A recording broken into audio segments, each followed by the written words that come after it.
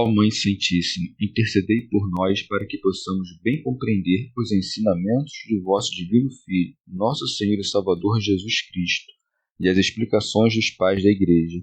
Ó Virgem Imaculada, ofereço-vos este trabalho e peço que abençoais aqueles que o ouvirem, e que seja para a maior honra e glória de Deus. Amém. Senhor onipotente, purificai o meu coração e os meus lábios.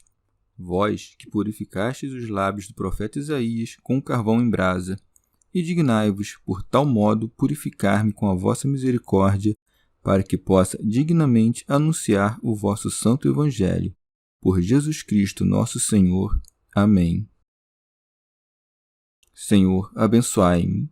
Que o Senhor resida no meu coração e nos meus lábios, para que anuncie digna e convenientemente o seu Evangelho. Amém. Evangelho de Nosso Senhor Jesus Cristo, segundo São Lucas. O sinal de Jonas. Como as multidões se aglomerassem, Jesus começou a dizer: Essa geração é geração má. Procura um sinal, mas nenhum sinal lhe será dado, exceto o sinal de Jonas. Pois, assim como Jonas foi um sinal para os ninivitas, assim também o Filho do Homem será um sinal para esta geração. A rainha do sul se levantará no julgamento, juntamente com os homens desta geração, e os condenará, porque veio dos confins da terra para ouvir a sabedoria de Salomão. Entretanto, eis aqui quem é mais do que Salomão. Os habitantes de Nínive se levantarão no julgamento, juntamente com esta geração, e a condenarão, porque se converteram pela pregação de Jonas. E aqui está algo mais do que Jonas. Comentários dos Pais da Igreja. São Beda. O Senhor se via atacado de dois lados. Uns o caluniavam, dizendo que expulsava os demônios pela virtude de Beelzebu. A estes é que respondera até agora. Outros, tentando-o, pediram-lhe um sinal do céu. A estes começa a responder a partir de agora. Daí que siga. Como as multidões se aglomerassem, Jesus começou a dizer: Essa geração é geração má. Santo Ambrósio. Palavras estas que indicam que o povo da sinagoga começa a desfigurar-se no momento em que a bem-aventurança da Igreja passa a ser louvada. Ora, assim como foi Jonas um sinal para os ninivitas, assim será o Filho do Homem para os judeus. Daí que siga. Procura um sinal, mas nenhum sinal lhe será dado, exceto o sinal de Jonas. São Basílio. Um sinal é qualquer coisa posta à descoberta que contenha em si a manifestação de alguma outra coisa oculta. O sinal de Jonas, por exemplo, representa a descida de Cristo aos infernos, sua ascensão e ressurreição dos mortos. Daí que esteja acrescentado: Pois, assim como Jonas foi um sinal para os ninivitas, assim também o Filho do Homem será um sinal para esta geração. São Beda. Nosso Senhor lhes concede um sinal, não dos céus, que eram dignos de ver, mas do fundo do inferno, o sinal da encarnação e não da sua divindade, o sinal da paixão e não da sua glorificação. Santo Ambrósio. A figura de Jonas, do mesmo modo como é um sinal da paixão do Senhor, é também um testemunho dos graves pecados que cometeram os judeus. Nele podemos notar tanto a profecia da divina majestade e o juízo da divina piedade, pois o exemplo dos ninivitas tanto nos pressagia a pena quanto nos indica o seu remédio. Daí que nem mesmo os judeus devam desesperar o perdão, desde que queiram fazer penitência. Teofilacto Diócrida.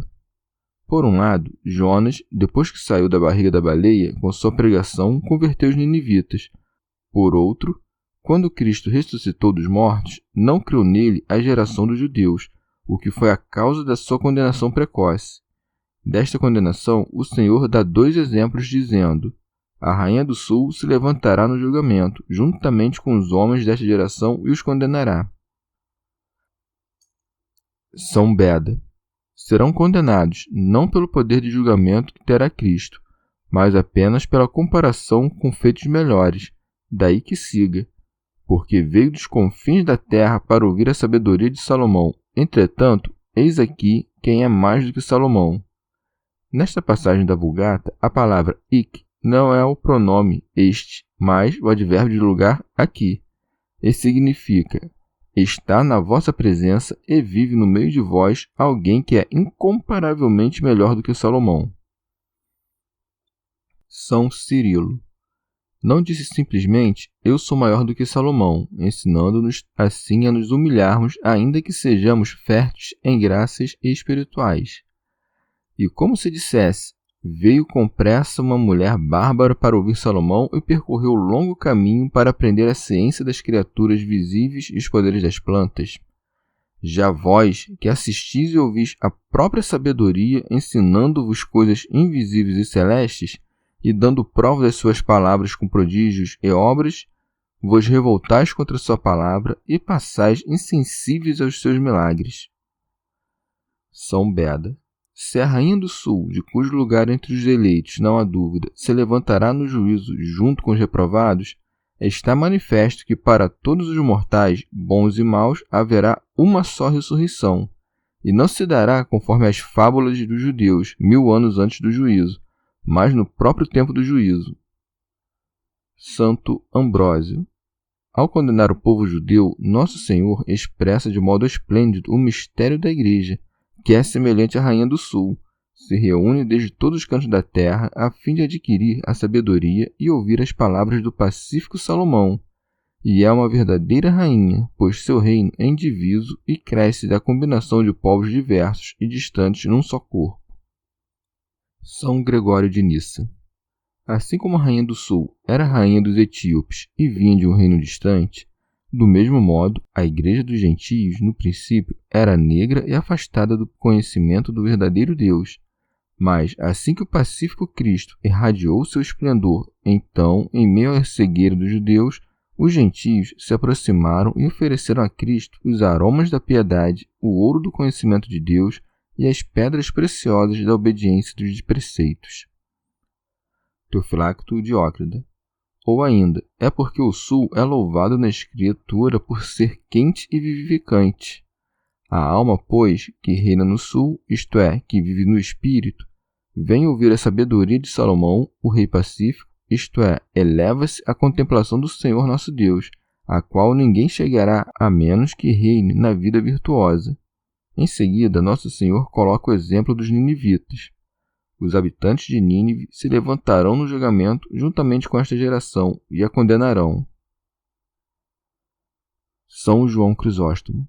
A condenação é declarada ou por semelhantes ou por dessemelhantes. Por semelhantes, como na parábola das 10 virgens. Por dessemelhantes, como os ninivitas, quando condenam os homens do tempo de Cristo, para tornar mais evidente a condenação. Com efeito, aqueles eram bárbaros, estes eram judeus. Estes eram sustentados pelos ensinamentos dos profetas. Aqueles nunca tinham ouvido a palavra de Deus. Aqueles, Deus enviou um escravo, a estes, o próprio Senhor. O escravo proclamava a destruição de Nínive, o Senhor anunciava o reino dos céus. A qualquer um, portanto, está bem claro que os judeus tinham mais motivo de crer. O que aconteceu, todavia, foi o contrário. Daí que é crescente, porque se converteram pela pregação de Jonas, e aqui está algo mais do que Jonas. Santo Ambrósio. Em sentido místico, a igreja consiste de duas coisas, ou em não saber pecar, o que tem a ver com a Rainha do Sul, ou em deixar de pecar, o que tem a ver com os ninivitas penitentes. A penitência, afinal, apaga o pecado, e a sabedoria se previne dele. Santo Agostinho. Lucas conta isto no mesmo lugar que Mateus, mas numa ordem um pouco diferente. Mas quem não há de perceber que é supérfluo indagar em que ordem o Senhor terá dito essas coisas? Pela altíssima autoridade dos evangelistas, com efeito, devemos saber que não há mentira nenhuma em relatar os ditos de alguém em ordem diferente do que foram proferidos, uma vez que a ordem não faz diferença na realidade da coisa, quer tenha ela se passado na ordem de Mateus, quer na ordem de Lucas. Chegamos ao fim de mais um dia de comentários da Catena Áurea. Muito obrigado por ficarem até aqui, que Nossa Senhora derrame suas graças sobre nós e até amanhã. Amen.